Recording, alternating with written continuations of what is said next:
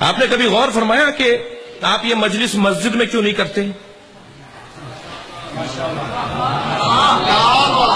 جبکہ آپ کی مسجد ہے، آپ نے مسجد علیحدہ بنائی ہوئی ہے، امام بارگاہ علیحدہ بنایا ہوا ہے. آپ کے پاس پیسہ زیادہ ہے؟ سب مسجد بناتے ہیں، آپ بھی مسجد بناتے ہیں، سب امام بارگاہ سب مدرسہ بناتے ہیں، آپ بھی مدرسہ بناتے ہیں، آپ یہ امام بارگاہ کیوں بناتے ہیں؟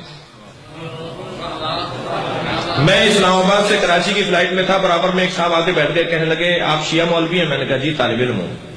کہنے لگے آپ سے سوال کر لوں؟ میں نے کہا بھائی امامہ ابا پہن کر اسی لیے پھر رہا ہوں کہ آپ سوال کر لیں. تو میں اس سے سوال کیا یہ آپ امام بارگاہ کیوں بناتے ہیں، یا آپ اتنا خرچہ مجلسوں پر کیوں کرتے ہیں؟ جو وہ جواب دیا تھا یہاں جواب دے رہا ہوں.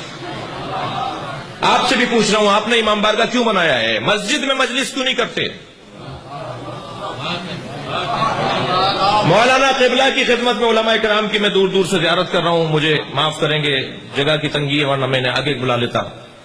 مولانا قبلہ کی خدمت میں جا کر کوئی ہندو کہے کہ مجھے قرآن دے دیجئے، میں قرآن سمجھوں گا، پڑھوں گا، سمجھوں گا، پھر اسلام قبول کروں گا، تو مولانا تو قرآن دینے کو تیار نہیں ہے.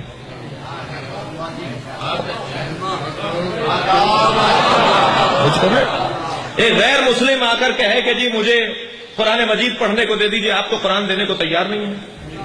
یہ کیسے ہدایت پائے گا؟ یہ کیسے ہدایت پائے گا؟ اسے کیسے ہدایت نصیب ہوگی؟ یہ ہدایت چاہتا ہے، سمجھنا چاہتا ہے، یہ کہاں جا کر سمجھے؟ یہ کہاں جا کر سمجھے اور سمجھنے کے بعد قبول کرے؟ عزیزان گرامی، اسی پنجاب کے اندر ایک شہر ہے ننکانہ صاحب، جی ننکانہ صاحب سکھوں کا بہت بڑا مرکز ہے. کراچی میں ہمارے ایک شاعر تھے، ہمارے ایک دوست تھے، وہ مجھ سے کہنے لگے کہ آپ ننکانہ صاحب سے گزرتے ہیں، وار بٹن جاتا تھا مجلس پڑھنے، تو کہنے لگے کہ آپ ننکانہ صاحب کے مزار پر گئے؟ میں نے کہا بھائی وہ سکھوں کا مرکز ہے، میرا کیا تعلق ہے؟ کہنے لگے ننکانہ صاحب محب اہل بیت تھے. تو میں نے کہا اگر محب اہل بیت تھے پھر سلام کرنے ضرور جاؤں گا. تو میں اسی ابا قبا کے ساتھ پہنچ گیا ننکانہ صاحب کے مزار کے دروازے پر، تو روک لیا انہوں نے ہمیں. کہنے لگے سکھوں کے علاوہ تو کوئی اندر نہیں جائے گا. تو میں نے کہا آپ اپنے بڑوں کو جا کے بتائیے کہ مسلمانوں میں سے وہ آئے ہیں جو اہل بیت کو چاہتے ہیں.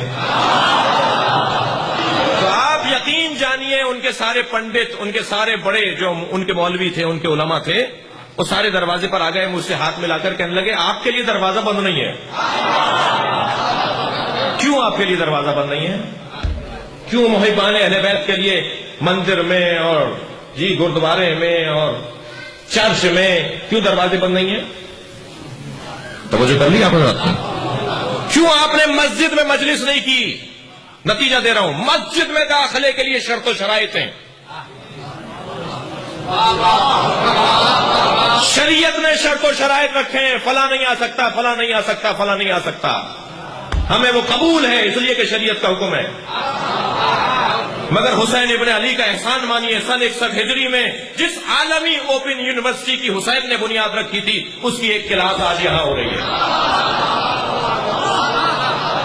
یہ کہاں جائے سمجھنے کے لیے؟ مسجد میں پابندیاں ہیں، مسجد میں شرط و شرائط ہیں جو ہم قبول کرتے ہیں، جو شریعت کا حکم ہے، پابند ہیں ہم اس کے.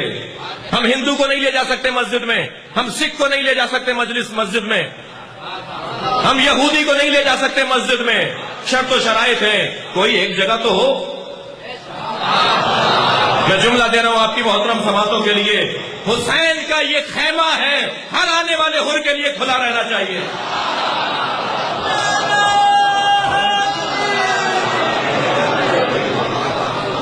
لہذا شاعر نے کیا خوب کہا ہے کہ درے حسین پہ ملتے ہیں ہر مزاج کے لوگ. شاعر کہتا ہے کہ درے حسین پہ ملتے ہیں ہر مزاج کے لوگ، یہ دوستی کا وسیلہ ہے، دشمنی کا نہیں. یہ جوڑنے کی جگہ ہے، یہ ملانے کی جگہ ہے. صوفی ازم میں تشفی نہیں ہے، حسینیت پہ تشفی ہے.